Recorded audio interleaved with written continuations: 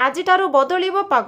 ଭୁବନେଶ୍ୱର ଆଜିଠାରୁ ରାଜ୍ୟର ଅନେକ ସ୍ଥାନରେ ପାଗରେ ପରିବର୍ତ୍ତନ ଘଟିବ। ତାପମାତ୍ରା 2ରୁ 4 ବୃଦ୍ଧି ପାଇବାର ସମ୍ଭାବନା ରହିଛି ବୋଲି ଭୁବନେଶ୍ୱର ଆଞ୍ଚଳିକ ପାଣିପାଗ କେନ୍ଦ୍ର ପକ୍ଷରୁ ସୂଚନା ମିଳିଛି। ସାରା ରାଜ୍ୟରେ ଜାରି ରହିଛି ପଶ୍ଚିମ ଝଡ଼ ପ୍ରଭାବ। ଏହାର ପ୍ରଭାବରେ ଆସନ୍ତାକାଲି ସକାଳ 8:30 ମଧ୍ୟରେ ଭଦ୍ରକ, ବାଲେଶ୍ୱର, କେନ୍ଦ୍ରାପଡ଼ା, ଯାଜପୁର, ମୟୂରଭଞ୍ଜ, କେନ୍ଦୁଝର, ଢେଙ୍କାନାଳ, ନୂଆପଡ଼ା, କଳାହାଣ୍ଡି, ନବରଙ୍ଗପୁର, ରାୟଗଡ଼ା, କୋରାପୁଟ, ମାଲକାନଗିରି ଏବଂ କଟକରେ ଗୋଟିଏ କିମ୍ବା ଦୁଇଟି ସ୍ଥାନରେ ବର୍ଷା ସମ୍ଭାବନା ରହିଛି। ଗତ 24 ଘଣ୍ଟା ମଧ୍ୟରେ ଅର୍ଥାତ୍ ସୋମବାର ଭୋର ସମୟରେ ଦ୍ୱୈତନଗରୀରେ ବିଜୁଳି ଘଡ଼ଘଡ଼ି ସହ ପ୍ରବଳ ବର୍ଷା ହୋଇଛି। ଏହାଛଡ଼ା କେନ୍ଦୁଝର, ମୟୂରଭଞ୍ଜ ଓ ବାଲେଶ୍ୱର ସମେତ କେତେକ ଜିଲ୍ଲାର ବିଭିନ୍ନ ସ୍ଥାନରେ ଅନୁରୂପ ବର୍ଷା ହୋଇଥିବାର ଖବର ମିଳିଛି।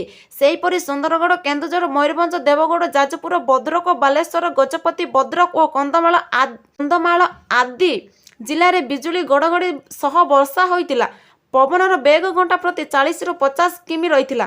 ଗତ 24 ଘଣ୍ଟାରେ ରାଜ୍ୟବ୍ୟାପୀ ବର୍ଷା ହୋଇଥିବା ବେଳେ ବୌଦ୍ଧରେ ସର୍ବାଧିକ 40.4 ମିମି ବର୍ଷା ରେକର୍ଡ କରାଯାଇଛି।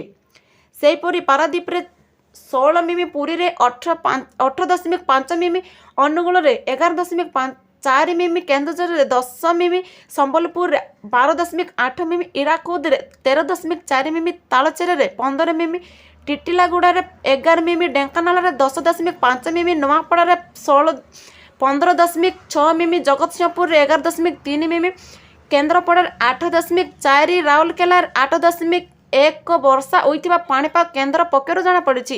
ସେହିପରି ସୋମବାର ସକାଳ 8:30ରୁ ସନ୍ଧ୍ୟା 5:30 ମଧ୍ୟରେ ଚାନ୍ଦାବାଲିରେ 4.8 ମିମି ବର୍ଷା ହୋଇଥିବା ବେଳେ ଭୁବନେଶ୍ୱରରେ 3.8 ମିମି, ପୁରୀରେ 19.2 ମିମି, ବଲାଙ୍ଗୀରରେ 15 ମିମି, ଲିଗୁଡ଼ାରେ 15.4 ମିମି, ସୁନପୁରରେ 1.2 ମିମି, ଦାରିଙ୍ଗବାଡ଼ିରେ 4, ଖୋର୍ଦ୍ଧାରେ 13 ମିମି ବର୍ଷା ରେକର୍ଡ କରାଯାଇଛି। ପଶ୍ଚିମ ଝଡ଼ ପ୍ରଭାବରେ ରାଜ୍ୟରେ ସ୍ୱାଭାବିକଠାରୁ 2ରୁ 3 ଡିଗ୍ରୀ ପର୍ଯ୍ୟନ୍ତ ତାପମାତ୍ରା ହ୍ରାସ ପାଇଥିଲା।